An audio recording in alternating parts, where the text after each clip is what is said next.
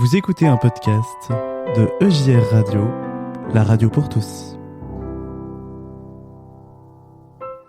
C'est l'heure du conte. Dieu va venir au monde.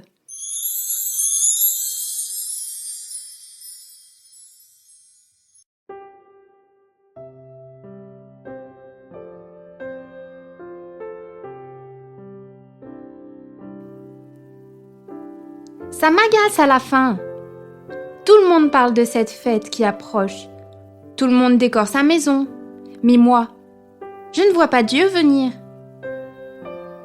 Je sais, je suis une petite fille et sans doute que les grandes personnes sont mieux renseignées que moi. Mais si elles savent quelque chose, alors elles gardent bien leur secret. Car chaque fois que je les interroge, elles me répondent par un sourire. Et elles me laissent tout simplement planter là. Dieu va-t-il venir ? D'abord, si c'était vrai, on en parlerait à la télé. Or, la télé, je la regarde tous les jours et je ne vois rien venir. J'ai même regardé dans le journal depuis que j'ai commencé à ouvrir chaque jour une porte du calendrier de l'Avent. Mais franchement, on n'y parle pas de Dieu. Ils ont parlé d'inondations, de gens qui manifestent, des Français qui grandissent et grossissent. Mais ils n'ont jamais annoncé la venue de quelqu'un d'important. Notre président s'est bien promené ici ou là, mais Dieu, je n'en ai pas entendu parler. Le seul endroit où j'en ai entendu parler, c'est dans quelques chansons de Noël, mais je dois avouer que je n'ai pas bien compris. Il était question d'enfants et de bergers, d'étoiles, bref, c'était hors sujet, mais les chansons ne répondent pas à mes questions.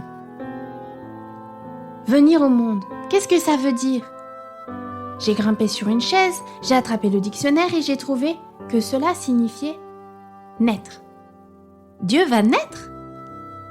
Et moi qui pensais qu'il était très vieux, c'est curieux.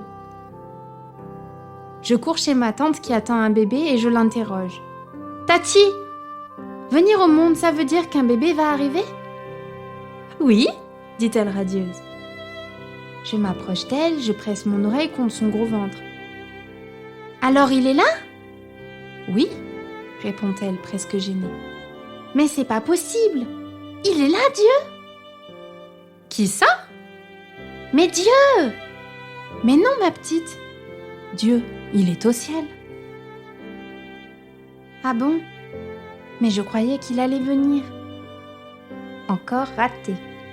Je me précipite alors sur l'ordinateur de papa qui est resté allumé. J'interroge les aéroports et je tape les différents horaires prévus le 24 et 25 décembre. Pas de chance. À chaque fois que je tape « ciel » dans la case « ville de départ », je suis automatiquement déconnectée. Ce doit être un vol confidentiel. Dieu est un personnage trop important. Cela doit être classé « top secret ». J'en ai encore interrogé d'autres. Mon instituteur, mes copains, mes parents. J'ai même essayé l'horoscope.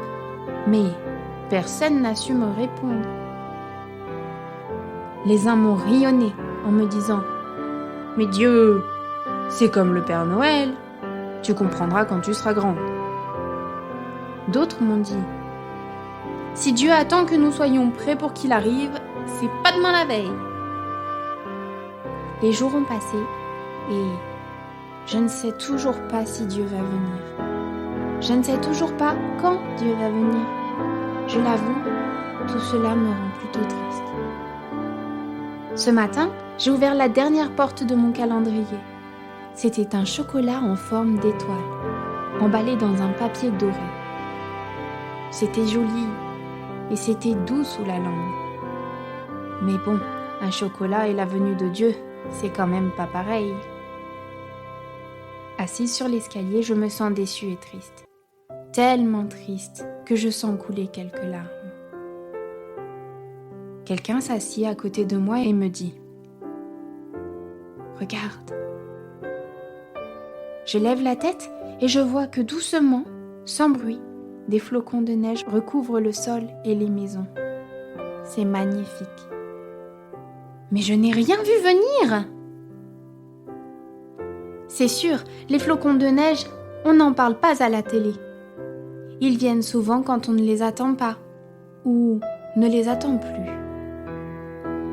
Ils peuvent changer l'aspect des choses. Dieu, c'est pareil. Il ne se pose pas là où attendent les caméras.